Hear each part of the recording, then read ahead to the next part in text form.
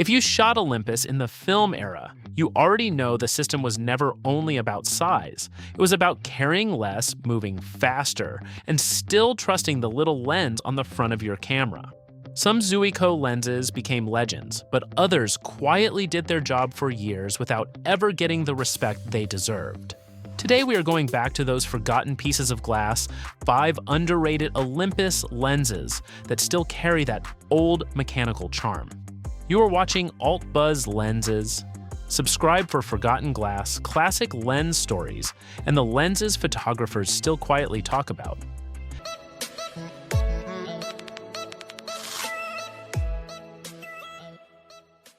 At number 5, we have the Olympus OM Zuiko 75 to 150 mm f4. Not every respected Olympus lens arrived with a reputation attached. Some earned their place simply by being there, reliable, compact, and ready, while the faster, more glamorous primes got all the attention. The 75 to 150 mm f4 was exactly that kind of lens, a telephoto zoom that never asked for applause, it just worked. And in a system full of lenses that were easy to romanticize, that quiet reliability meant something real. What made it quietly impressive was how well it understood the OUMA philosophy. Olympus built its entire system around the idea that a camera should travel with you, not weigh you down.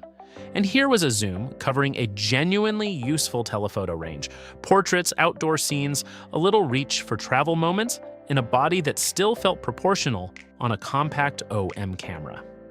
That was not easy to pull off in the film era, and most competing systems did not manage it as naturally. The balance between reach and portability was the whole point, and this lens delivered it without drama. There is also something worth saying about how it rendered. The 75 to 150 mm f4 was not chasing clinical sharpness or extreme contrast. It had the kind of rendering that felt natural on film, warm, smooth in transition, and honest about what it was. Photographers who used it regularly understood that it was not trying to compete with the fast Zuiko primes on optical performance. It was competing on usefulness, and on that measure it held its ground comfortably. Was it fast? No. f4 was never going to win a low-light argument, and it was never going to attract the kind of collector energy that followed the faster Zuiko primes, but that is also why it belongs on this list. It was practical in an era that romanticized speed, and it survived in real camera bags because it was genuinely useful. For mirrorless adapters today, it is a lens worth hunting. Compact, well-built, and a quiet reminder that the OM system had more to offer than its headline glass.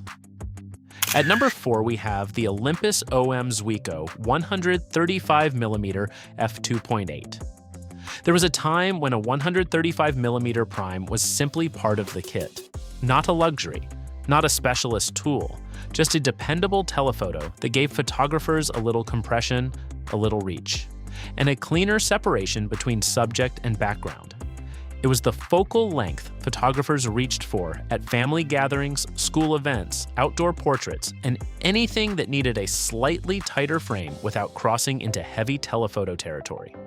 In the film era, the 135mm was as common as a nifty 50 and almost as trusted. Olympus made that focal length feel small, and that matters more than it sounds. A 135mm prime on most film era systems was already a reasonably sized piece of glass. On a compact OM body, Olympus kept it balanced, something you could actually carry without the camera feeling front-heavy or awkward. The rendering was honest, not clinical, not overly smooth, but the kind of natural telephoto character that aged well and still reads beautifully on film, or when adapted to mirrorless. It had a gentleness to its out-of-focus areas that suited the kinds of photographs people were actually making with it. What often gets missed in conversations about this lens is how well it handled real shooting conditions. Outdoor light, stage performances, informal portraits in available light, the 135mm f2.8 was a quiet workhorse that photographers reached for without overthinking it. It did not demand careful technique or perfect light. It simply produced clean, naturally compressed images in situations where a longer focal length made sense. And it did so in a package that never made you regret carrying it. The reason it got overlooked is simple. It was dependable rather than dazzling. f2.8 was capable, but not extreme, and in a catalog full of faster, more exotic Zuiko primes, the 135mm f2.8 faded quietly into the background, but shoot with it, and the appeal comes back immediately. It is a lens that reminds you how useful a small telephoto prime could be, and how easy it was to take that usefulness for granted. At number 3, we have the Olympus OM Zuiko 35-70mm f3.6. Zoom lenses carried a difficult reputation in the film era. Prime shooters were quick to point out the soft corners, the optical compromises, the feeling that a zoom was always slightly behind a prime at any given focal length. And in many cases, they were not entirely wrong. Early zooms asked photographers to trade quality for convenience, and not everyone was willing to make that trade. The 35-70mm f3.6 existed in that complicated space, a zoom trying to prove itself in a system that prided itself on serious glass. What made it interesting was that it did not feel like a compromised lens. It covered the most useful everyday range, wide enough for street and interiors at 35mm, tight enough for portraits and travel details at 70mm, in a body that still felt compact and mechanically honest on an OM camera. It was the kind of lens that made sense for travel, family photography, and the kind of everyday film shooting where carrying a set of primes simply was not practical. There was also a consistency to its rendering across the zoom range that surprised photographers who expected the typical drop-off in quality at the longer end. It is also worth noting how this lens handled in the field. The zoom action was smooth and controlled, not the loose, plasticky feel that plagued some contemporary zooms of the era. It had the kind of mechanical build that told you Olympus took it seriously, even if the market never quite returned the favor. For photographers who wanted one versatile lens on an OM body without sacrificing the feeling of shooting with quality glass, it delivered that experience more honestly than its reputation suggested. It was not trying to be a legend. f3.6 is a modest aperture, and zoom lenses from this era should always be judged by their time and purpose rather than against modern standards. But judged fairly, the 35-70mm f3.6 was a practical, well-built zoom that served the OM system honestly. It was not trying to be the best lens in the bag, it was trying to be the most useful one, and sometimes that is exactly why a lens stays in memory long after the flashier options have been forgotten. If you enjoy lens stories that go beyond the obvious Zuiko legends and bring forgotten glass back into the conversation, subscribe to Alt Buzz Lenses. This channel is about the lenses, systems, and classic glass that photographers still quietly remember. But if one lens perfectly captured the Olympus idea of small cameras and travel-ready shooting, it was the compact wide-angle. At number 2, we have the Olympus OM Zuiko 24mm f2.8. Wide-angle lenses and the OM system were always a natural fit. The whole philosophy behind Olympus was that a camera should go where you go, and a compact 24mm makes that idea feel complete, not a 28mm, which was the safer, more common wide-angle choice. A 24mm, which opened the frame just enough to change the way a scene looked without pushing into the dramatic distortion of an ultra-wide.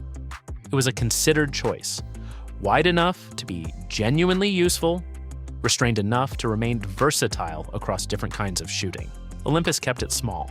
That sounds obvious, but it was not guaranteed.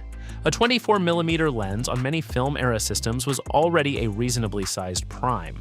Olympus made it fit the OM body naturally, light, balanced, and compact enough to carry all day without thinking about it. For street photography, travel, interiors, landscapes, documentary-style moments, this was the lens that turned an OM kit into a genuine walking setup. Wide enough to be interesting, small enough to be invisible, and sharp enough across the frame that you never felt you were accepting a visual penalty for choosing the smaller, lighter option. The way it handled close focus is also worth mentioning. The 24mm f2.8 had enough minimum focus distance to let you get genuinely close to subjects while still holding the wider field of view, something that made it particularly useful for environmental portraits, market scenes, and the kind of travel photography where you wanted both the subject and the world around them in the frame. That versatility, combined with its compact size, made it one of the most practically complete lenses in the OM system. It was never the headline piece of the Zuiko catalog. It never attracted the collector energy of the faster primes or the specialist attention of the macro and telephoto lenses. That is probably why it stays quietly in the background of most Olympus conversations. But find one in good condition, put it on a compact OM body, and the appeal is immediate. The 24mm f2.8 captures the feeling of walking with a film camera and seeing the world a little wider. That is not a small thing to carry with you. At number 1, we have the Olympus OM Zuiko 85mm f2. The 85mm focal length has always belonged to portrait photography. It gives you compression without distortion, separation without going too shallow, and a field of view that flatters subjects in a way that wider and longer lenses simply do not replicate. Most photographers who have ever worked seriously with portraits know what an 85mm feels like. What they may not know is what Olympus did with it. They took a focal length that most systems made feel substantial and heavy and kept it compact. That alone should have made it a talking point. They made it small, genuinely surprisingly small for what it is. The 85mm f2 sits in a part of the Zuiko catalog that does not get discussed the way it should. It is not the 50mm f1.2 that collectors chase across auction listings. It is not the 90mm f2 macro that specialists know by reputation. It is a compact, well-balanced 85mm with a useful maximum aperture, honest rendering, and the kind of mechanical build quality that reminds you immediately why photographers trusted OM bodies for serious work. It sits in the hand the way a well-designed tool should, purposeful, balanced, and ready without ceremony. The rendering character of this lens is something that comes up consistently among the photographers who did use it seriously. It was not the sharpest lens Olympus made. It was not optimized for clinical resolution or extreme micro contrast. What it offered was a portrait rendering with a gentleness and warmth that suited the focal length perfectly. Smooth transitions, natural skin tones on film, and a quality of background blur that felt earned rather than forced. That kind of rendering is increasingly hard to find in modern glass, which is part of why mirrorless adapters keep returning to it. f2 is not the widest aperture, and that modesty is probably part of why this lens was always slightly underestimated. But f2 on an 85mm is genuinely capable, enough separation for clean portrait work, enough light for available light shooting in real conditions, and enough restraint to keep the lens compact and proportional on a small OM camera. What makes it deserve the top spot on this list is not one dramatic specification. It is everything together: the right focal length, a useful aperture, compact Olympus construction, and film-era character in a package that photographers consistently walked past without stopping. If you shot Olympus in the film era, tell us which underrated Zuiko lens you think deserved more attention. And if your favorite did not make this list, this topic may already need a part 2. Olympus built its reputation on small cameras and serious glass, but not every lens that carried that idea ever became famous. Some of them just kept making photographs quietly without asking for recognition. The big Zuiko legends will always get the attention they deserve, but lenses like these remind us that the OM system was also built on the quiet glass, small, honest, and easy to trust.